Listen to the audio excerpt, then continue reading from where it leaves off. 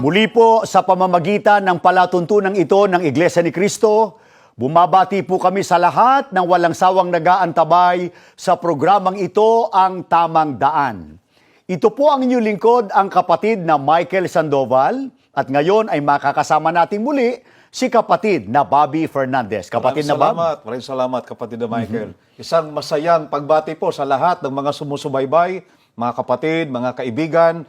Muli po, inaanyayahan namin kayo, samahan niyo po kami, ang kapatid na Michael, sapagkat napakahalaga po ng ating tatalakayin At ngayon. bago tayo tumalakay, ay binabati natin ang lahat ng mga kapatid sa iglesia diyan sa buong Pampanga. Kumusta na po kayo? Lalo na diyan sa San Fernando, diyan sa Lubao at maging sa lokal ng EGM sa Angeles City. Kumusta na po kayo? Mga kapatid at mga kaibigan, lalo na yung mga hindi pa namang kaanib sa Iglesia ni Cristo na tumatangkilik po dito sa aming palatuntunan. Kami po na mga kaanib sa Iglesia ni Cristo ay sumasampalataya na ang isa sa napakahalagang biyayang tinamo ng tao mula sa Panginoon Diyos ay ang karapatan o pribilehyo na makapanalangin sa ating Panginoon Diyos. Sa maraming pagkakataon ay pinatunayan po namin sa inyo sa pamamagitan ng Biblia ang bisa, kapangyarihan at magagawa ng pananalangin sa ating Panginoon Diyos. Palibasa, sa Panginoon Diyos po natin iniuukol ang ating panalangin. Kaya, dapat po natin itong gawin na may pagpipitagan, malaking paggalang at pagpapahalaga para ito ay makapagbigay kaluguran sa Panginoon Diyos at magbunga ng ikabubuti ng nananalangin sa ating Panginoon Diyos. Kaya, dito po sa Iglesia ni Cristo, inuulit ko po, dito sa Iglesia ni Cristo, ay pinahahalagahan po namin ang kabanalan ng panalangin o pagdulog sa ating Panginoon Diyos. Kapatid na Bobby, simulan natin ang pagpapakita ng video ni Mr. Eliseo Soriano na puno nung samahan kung tawagin ay ang dating daan. Eto tanong, kapatid na Bobby, ano ang isa sa binibigyang diin ni Mr. Eli Soriano tungkol sa pananalangin? Ang posisyon ng pananalangin. Pakisuyo, ano raw? Ang posisyon, kapatid na Michael, ng pananalangin. Mabuti panoorin natin siya. That is the proper way of praying if you are going to pray alone. To pray to the Father secretly, to pray to the Father by the mind and by the heart, as prescribed by the Bible. Now, how are you going to pray? What position are you going to do when you pray? Let us read in the book of Matthew, chapter 26. This is what the Lord Jesus Christ have done when He prayed to the Father. 26:39, Brother Daniel. And he went a little farther, and fell on his face, and prayed, saying, O my Father, if it be possible, let this cup pass from me. Nevertheless, not as I will, but as thou wilt. When the Lord Jesus Christ prayed, He fell on His face. This is what is not being practiced by Catholics or Protestants and other religious groups. Nagtataka lang ko, kapatid na Bobby, bakit hanggang sa panalangin ay partikular si Mr. Eliseo Soriano sa posisyon? Ha? Mr. Soriano, bakit ba partikular ka sa posisyon? Teka muna. Sabi niya kasi ay... When the Lord Jesus Christ prayed, He fell on His face. Kaya para sa kanya, talagang nagpatira pa sa Tagalog, kapatid na Bobby, yung nananalangin. At ayon pa po sa kanya, ano raw ang katumbas nung fell down on his face o pagpapatira pa pagka nananalangin? Mabuti sa kanya natin dapat na pakinggan. Paano niya pinopronounce yan? Yung terminong yan. You see, praying when you kneel down, the word kneel down in the Bible means something else than what we can see among Catholics and Protestants. When Catholics and Protestants pray, they do not really kneel down, because kneeling down in the Bible, in the Greek Bible, the word used is titame, or titame. Let us read the meaning of the word titame when we kneel down. The Lord Jesus Christ kneeled down. What does that mean? It is your face to the ground. You fell on your face. That means, meaning an act of humbling yourself before God. The Lord Jesus Christ have done it. And when you kneel down or when your face bow down to the ground, you will prostrate yourself in a horizontal position. As the Greek word implies, titeme means properly and literally and figuratively. The word titeme in Greek means to pose yourself or to place yourself in a passive or horizontal posture. Can you show her the right position? When you bend your knee, you do not put it in at 90 degree like the Catholic Church are doing. It is not 90 degree.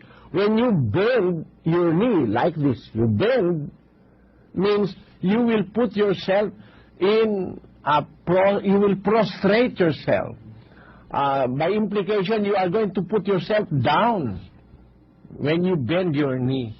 That's why, that is the position.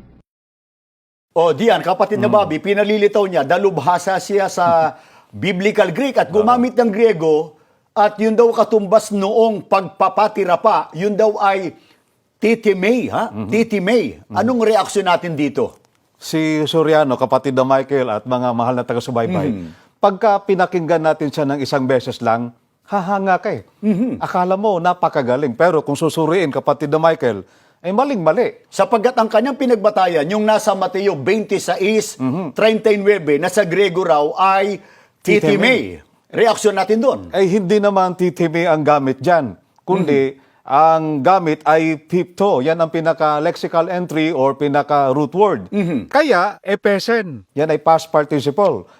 Ang kahulugan ng pipto ay ang isa sa kahulugan niyan ay to fall, at saka pwede ring fall prostrate, fall down, ayon sa the New Analytical Greek Lexicon. Ang atin lang pinupuna, kapatid na Michael, gagamit ng talata at sasabihin niya, yun daw yung word na yan, na Greek, na gamit sa talata, samantalang hindi naman. Kaya, nagpapa-impress lang, kapatid na Michael. Ganito ba talaga ang kanyang stand tungkol sa nagpatira pa, kapatid na Bobby? Aba, hindi. Alam naman natin si Soriano, ibang sinasabi ngayon kaysa sinabi niya noon. Yun ang kanyang trademark pabago-bago. Okay. Mabuti, panoorin natin siya. At susunod ko pong tanong ito, kapatid, wag mo namang ikagagalit, ano? Tagalog ka ba? Bisaya. Bisaya. Therefore, pag sinabi ba sa Bibliang magpatira pa, ang ibig sabihin ganito? Yun ba ang alam mo na pagpapatira pa? Yun ba ang alam mo? Okay. Brad Telly, ang pagpapatira pa, Yung nga tanong ko sa'yo, yung ba ang alam mo? Yung kasi iminuestra mo kanina eh. ang pagpapatira pa ay ganito. Papakita ko sa inyo mga kapatid.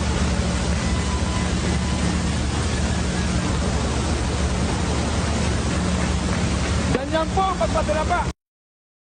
O, yan ang sinasabi niya, kapatid na Bobby. Kaya para lalong mapansin ng mga televiewers natin, o nakikita po nyo, pagtatabihin po natin yung sinasabing titimei position nilang tatlo. Yun yung pinakita nila. Pagkatapos, yan yun, yung pwesto ni Mr. Soriano at yung pwesto nung kanyang kadebate sa bahaging yan. Pareho silang posisyong titimei, kapatid na Bobby.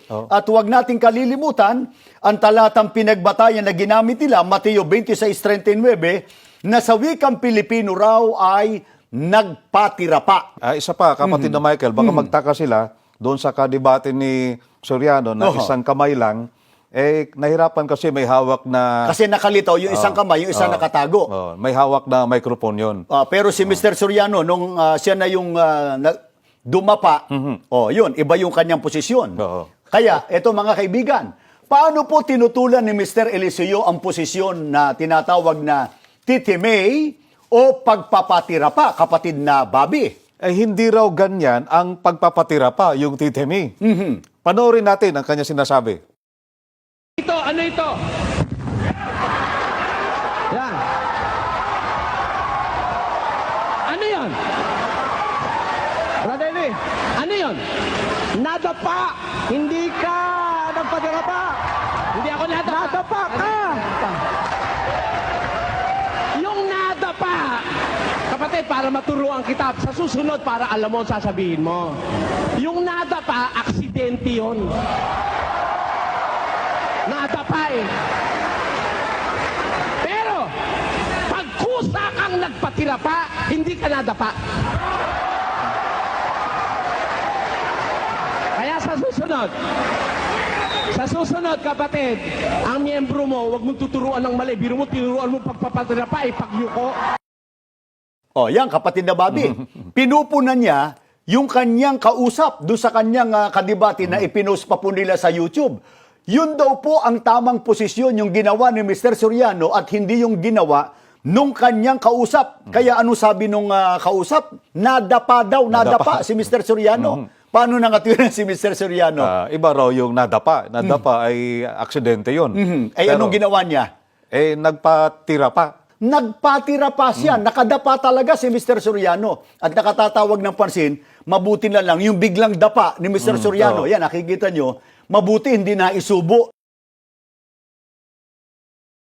yung microphone at nailagay doon sa may unahan ng kanyang mukha, kapatid na Bobby. At mga kaibigan, yun daw po bang ginawang posisyon ni Mr. Donald Dizen na ayon sa kanya kanina ay Titi May, yun daw ba ay pagpapatira pa, kapatid na Bobby? Mabuti, sa bibig niya mismo natin dapat na pakinggan yon. At siya kanina iminuestra pa niya, hindi naman siya nagpatira pa nun. Ha? Hindi siya nagpatira pa nun. Ang pagpatirapa ay ganito. Mapakita ko sa inyo mga kapatid.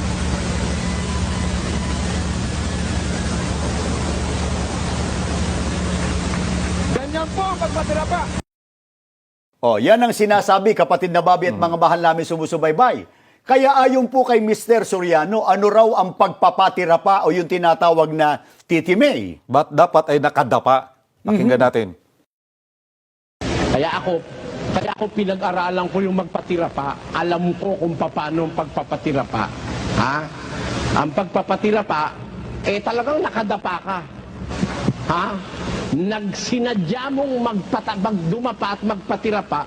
Kaya nga ang tawag magpatira pa eh. Dito, kapatid na Michael, mga mahal na taga-subaybay, kitang-kita natin na talagang mula noon hanggang ngayon, hari pa rin siya, si Soriano, ng kontradiksyon. Hanggang ngayon din, iisang posisyon lang pala ng pananalangin sa Diyos ang alam ni Eliseo Soriano. Ang tinatawag niyang Titi May ay pagpapatira pa ayon sa kanyang definition yon. Ngunit, nang ito naman ay gawin ni Mr. Donald, yung kadebate niya, kapatid na Michael, tahas ang kinontra ni Soriano ang pagmumuestra ni Mr. Dicen.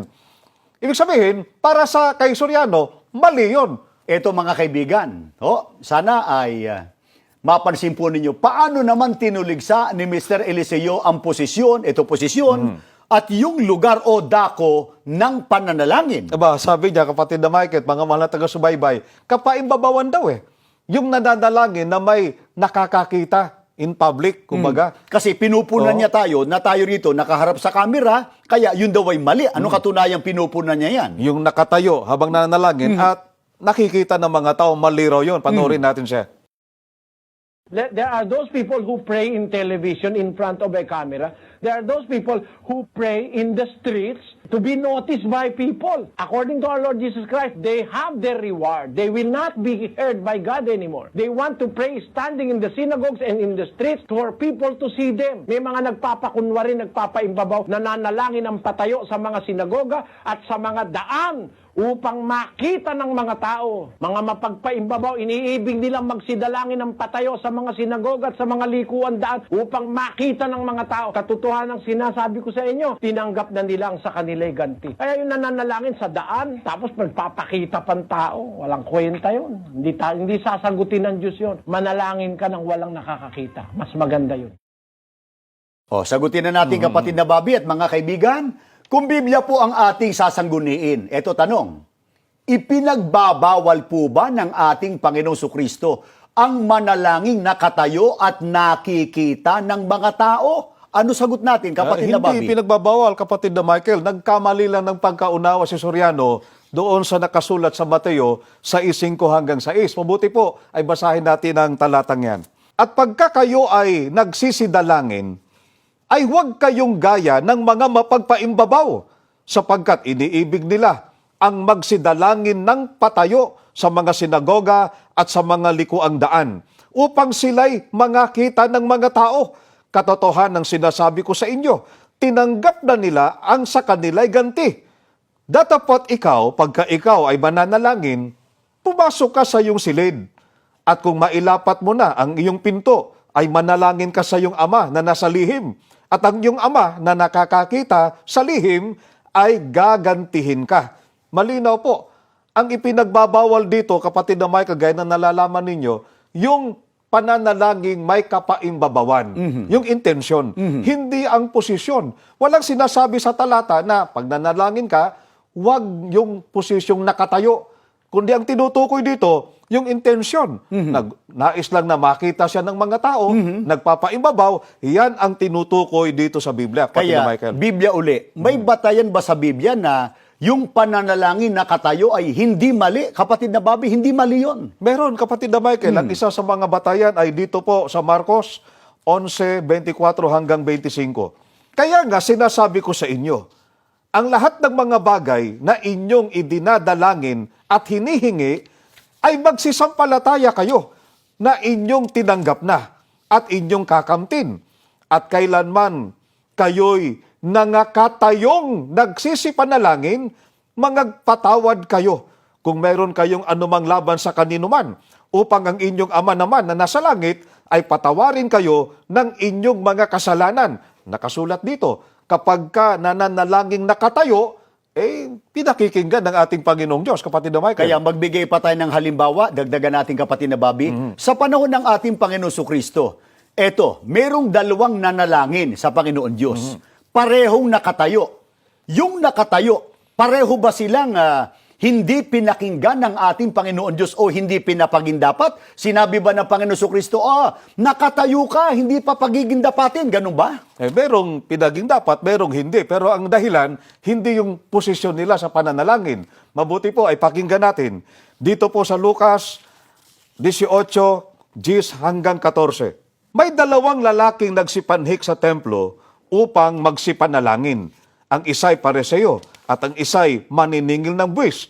Ang pareseyo ay nakatayo at nanalangin sa kanyang sarili ng ganito, Diyos, pinasasalamatan kita na hindi ako gaya ng ibang mga tao na mga manglulupig, mga liko, mga mapangalunya, o hindi man lamang gaya ng maniningil ng buwis na ito. Makalawa akong nag-aayuno sa isang linggo, nagbibigay ako ng ikapo ng lahat kong kinakamtan. Datapwat ang maniningil ng buwis na nakatayo sa malayo ay ayaw na itingin man lamang ang kanyang mga mata sa langit, kundi dinadagukan ang kanyang dibdib na sinasabi, Diyos, ikaw ay mahabag sa akin na isang makasalanan. Sinasabi ko sa inyo, nanaog at umuwi sa kanyang bahay ang taong ito na inaaring ganap kaysa isa, sapagkat ang bawat nagmamataas sa kanyang sarili ay mabababa, datapwat ang nagpapakababa sa kanyang sarili ay matataas. Dito, dalawang nanalangin, kapatid na Michael, yung pareseyo at yung maniningil ng buwis, parehong nakatayo. Pero ang tinanggap ng ating Panginoon Diyos, ang pinakinggan niya, ay yung maniningil ng buwis. Bakit po? Nagpakumbaba. Hindi katulad ng pareseyo na nagmataas. Kaya, ang dahilan, kaya hindi tinanggap yung pareseyo, hindi dahil siya nakatayo. Kundi dahil sa kanyang layunin na mapagpaimbabaw at nagmamataas. Samantalang yung maninigil ng buwis, hindi man lang maitingin ang kanyang mukha o kanyang mga mata sa langit sapagkat siya nagpakababa po sa harap ng ating Panginoon Diyos. Kapatid na Bobby, yayamang may mga nagtatanong sa atin, ano-ano ba ang nakatala sa Biblia na ilan sa halimbawa ng posisyon ng nananalangin sa Panginoon Diyos? Kasi pinupunan nila tayo, bakit daw tayo nakatayo pag nananalangin ayon sa Biblia? Kung ang pag-usapan, kapatid na Michael, ay pagsamba, ay bilang kaayusan na ipinatutupad ng pamahala, nakatayo tayo sa pananalangin. Eto, baka itanong nila, sa Biblia ba, nang sumamba ang mga unang lingkod ng Diyos, nakatayo sila pagka nagpupurit na nanalangin? Nakatayo, kapatid na Michael. Pakinggan natin ang nakasulat. Dito po sa Nehemias 9:5 hanggang 6. Ang iba namang mga Levitay na nanawagan sa mga tao upang sumamba. Ito'y sina Jesua, Gadniel, Bani, Hasabnias, Serebias, Hodias, Sibanias, at Pitahiyas. Sabi nila, tumayo tayo at magpuri kay Yahweh na ating Diyos. Purihin siya magpakailanman. Purihin ng lahat ang kanyang pangalan, bagamat walang papuring magiging sapat. At ang lahat ay sama-samang nanalangin. Ikaw lamang, Yahweh, ang Panginoon. Ikaw ang lumikha ng kalangitan at mga bituin. Nilikha mo ang lupa, ang dagat at lahat ng naroroon. Binigyan mo sila ng buhay. Sinasamba ka ng lahat sa kalangitan. Malinaw po, sa pagsamba ng bayang Israel, sa kanilang pananalangin, nakatayo sila, kapatid na Michael. Kaya sa Biblia, ano-ano bang ilan sa mga halimbawa ng posisyon ng nananalangin? Katunayang, hindi yung posisyon ang mahalaga, kundi yung motibo ng nananalangin sa Panginoon Diyos. May pagkakataon ang Panginoong Kristo ay nakaupo nung siya'y manalangin kasamang mga apostol. Batay sa Mateo 26 hanggang 28. Mayroon ding pagkakataong nagpatira pa ang ating Panginoong Kristo at nanalangin. Batay sa Mateo 26:39. Teka, meron pa tayong dapat sagutin sa sinabi ni Mr. Soriano na There are those people who pray in television in front of a camera. There are those people who pray in the streets to be noticed by people. According to our Lord Jesus Christ, they have their reward. They will not be heard by God anymore. They want to pray standing in the synagogues and in the streets for people to see them. May mga nagpapakunwari, nagpapaimbabaw, nananalangin ang patayo sa mga sinagoga at sa mga daan upang makita ng mga tao. Mga mapagpaimbabaw, iniibig nilang magsidalangin ng patayo sa mga sinagoga at sa mga likuan daan upang makita ng mga tao. Katotohanan ng sinasabi ko sa inyo, tinanggap na nilang sa kanila'y ganti. Kaya yung nananalangin sa daan, tapos magpapakita pang tao, walang kwenta yun. Hindi sasagutin ng Diyos yun. Manalangin ka ng walang nakakakita. Mas maganda yun. o kapatid na Bobby, ano ang sagot natin at reaksyon sa sinabing ito ni Mr. Ingkong Eliseo? Kinapos ng pagsusuri sa Ingkong, kapatid na Michael. Oho. May pagkakataon ng ating Panginoon Kristo ay nanalangin sa sementeryo. Sementeryo? Publiko yon, kapatid na Baka Michael. sabihin sementeryo ay mga patay doon. Di wala nakakakita sa kanya. Maraming nakakita at nakarinig sa kanya. Pakinggan natin. Dito po sa Juan 11:41 hanggang 43, 45 hanggang 46. Kaya't inalis nila ang bato at itiningin ni Jesus sa itaas ang kanyang mga mata at sinabi, Ama, nagpapasalamat ako sa iyo na ako'y iyong dininig at nalalaman ko na ako'y lagi mong dinirinig. Ngunit ito'y sinabi ko dahil sa karamihang nasa palibot upang sila'y magsisampalataya na ikaw ang nagsugo sa akin. At nang masabi niya ang gayon, ay sumigaw siya ng malakas na tinig, Lazaro, lumabas ka. Marami nga sa mga Hudyo ang nagsiparoon kay Maria at nangakita ng ginawa niya ay nagsisampalataya sa kanya. Datapat ang ilan sa kanila ay nagsiparoon sa mga Pariseo at sinaysay sa kanila ang mga bagay na ginawa ni Jesus. Malinaw, nung manalangin ang Panginoong Jesucristo sa sementeryo, maraming nakarinig sa Kanya, maraming nakakita sa Kanya na nalangin ng ating Panginoong Jesucristo, kapatid na Michael. Na ang layunin, kaya sa karamihan, para maraming sumampalataya sa ginawa ng ating Panginoong Jesucristo. Kapatid na Bobby, naalala ko, maliraw, sabi ni Mr. Eliseo, mananalangin in public, yung in public, nakatayo na marami nakakakita, kapaimbabawan daw yun. Kaya, eto tanong, dadalangan ko.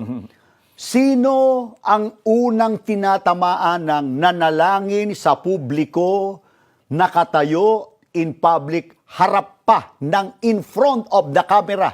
Yung paborito ni Soriano, Sino? si Danny Navales. Yung nagsasabon o ang sinabi po ni kapatid na Bobby, ito po ay pangyayari sa nakaraang administrasyon, nanalangin doon sa Malacanang. Malacanang. Pakinggan natin. Sana bigyan mo siya ng karunungan at katiwasayan at tatag ng paninindigan upang Kapatid na Bobby, wag naman magdaramdam sa atin yung mga miyembro ng samahan dating daan. Mapagpaimbabaw ni Mr. Eliseo Soriano. Ang sabi niya, ang tamang panalangin daw ay nakaluhod o kaya nagpapatira pa, gaya nung ginawa niya na nakasubsob at nakadapa. Dapat sana, kung totoo yun, pinuna niya si Mr. Danny Navales sa isa sa kanyang mga MIC. Dapat sinaway niya, uy, ba't ginawa mo yun? Dapat hindi ka nakatayo. Dapat doon sa karamihan, andun yung presidente o yung mga government officials, dapat sumubsob ka, dumapa ka. Dapat ganun. Hindi Dapat yung ginawa ko na ipinakikita kong tamang posisyon, Yun ang pinakikita dapat. natin sa kanila, yun ang tamang posisyon. Titi May, kapatid na Bobby, natatawa lang tayo, kapatid na Bobby, pero maling-mali itong ginagawa. Iba ang sinasabi ni Mr. Soriano sa kanilang sasagawa nung kanilang tinatawag na panalangin. Bueno, yayama ang tinatalakay natin panalangin, kapatid na Bobby. Ang panalangin po ay isang sagradong bagay sapagkat ito ay pagdulog at paghingi ng pangangailangan sa Panginoon Diyos. Kapatid na Bobby, sa Biblia, lahat ba ng nananalangin sa Panginoon Diyos ay pinakikinggan ng Panginoon Diyos? Sinong mahal niya at pinakikinggan niya? Mabuti pakinggan natin na nakasulat dito po sa awit 4:3.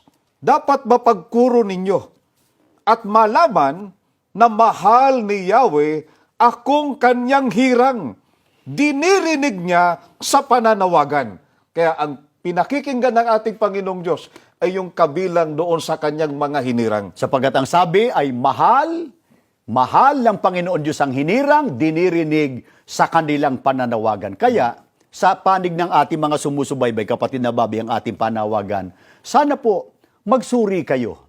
Hanapin po ninyo aling relihiyon ang hinirang, pinili at ibinukod, inihalal ng Panginoon Diyos, sapagkat ang mga taong yaon ang nagsagawa ng pananalangin ay dinirinig ng ating Panginoon Diyos. Isama nyo ang Iglesia ni Cristo na naglilingkod sa inyo sa pamamagitan ng palatuntunang ito. Isama po ninyo sa inyong sinahanap at sinusuri para matagpuan ninyo ang hinirang, inihalal at mga tunay na lingkod ng Panginoon Diyos. Sana po ang palatuntunang ito ay nakatutulong para maisagawa nating magkakasama ang wastong paraan ng pananalangin, paglilingkod at pagsamba po sa ating Panginoon Diyos. Tayo po ay mananalangin.